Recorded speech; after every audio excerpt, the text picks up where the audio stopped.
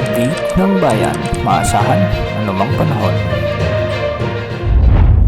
Magandang gabi po sa ating lahat. Narito ang update sa lagay ng ating panahon ngayong Huwebes Santo, March 28, 2024 hanggang bukas, March 29, 2024.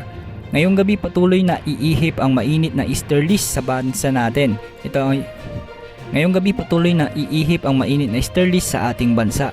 Ito ang magdadala ng malinsangang panahon sa maraming lugar at magdadala ng maulap at minsay may mga kalakasang pag-ulan sa ilang bahagi ng ating kapuluan. Ngayong gabi posibleng makaranas ng mga pag-ulan ang mga probinsya ng Abra, Kalinga, Apayao, Cagayan, Benguet, Mountain Province, Isabela, La Union, Pangasinan, Zambales, Pampanga, Tarlac at Nueva Vizcaya dahil yan sa mga severe localized thunderstorms na pinalalakas ng easterlies. Tuwing tag-init kasi madalas ang mga thunderstorms lalo na sa hapon at gabi, kaya pinag-iingat po natin ang lahat sa banta ng pagbaha at pagguho ng lupa. Sa natitirang bahagi ng Luzon ay magiging bagyang maulap hanggang sa maulap naman ang mga kalangitan na may mga isolated rains sa ilang lugar.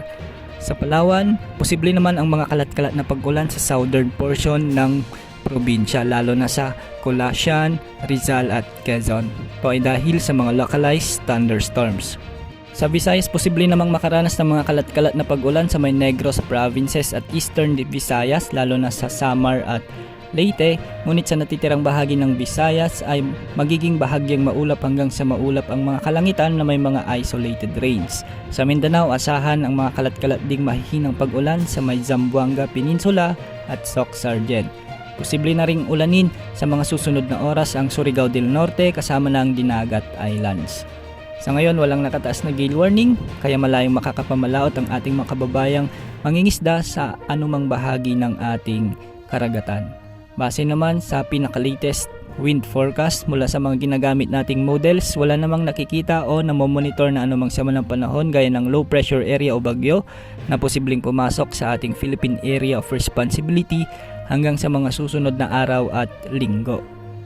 Bukas araw ng Biyernes, posibleng pumalo ang heat index sa mahigit 45 degrees Celsius sa maraming lugar sa bansa. Narito nga ang heat index outlook sa ilang lugar ngayong araw. Sa Puerto Princesa City at Aborlan, Palawan ay nasa 45 degrees Celsius, 44 degrees Celsius naman sa may Camarines Sur, Rojas City. 43 degrees Celsius naman sa may Sanglay Point sa Cavite, San Jose Occidental, Mindoro, Coron, Palawan at Iloilo City. 42 degrees Celsius naman sa may Naiya, Pasay City, Zambales, Olongapo City, Tanawan City, Masbate City, Dumangas, Iloilo at Cotabato City. Samantalang 41 degrees Celsius naman sa may Pag-asa Science Garden sa Quezon City, Dagupan City, Tuguegarao sa Cagayan, Clark Airport sa Pampanga, Malunay, Quezon, Calapan Oriental, Mindoro, Virac, Catanduanes, Mambusaw, Capiz, Catarman, Northern Samar, Dipolog, Zamboanga del Norte, Zamboanga City at Davao City. Sa susunod na buwan, posibleng umabot pa sa mahigit 50 degrees Celsius ang madadamang heat index dahil ito ang peak ng tag-init sa ating bansa. Kaya ugaling uminom ng maraming tubig para makaiwas sa heat stroke at dehydration. Yan po ang latest update sa lagi ng ating panahon. Ito po ang weather update ng bayan, maasahan anumang panahon.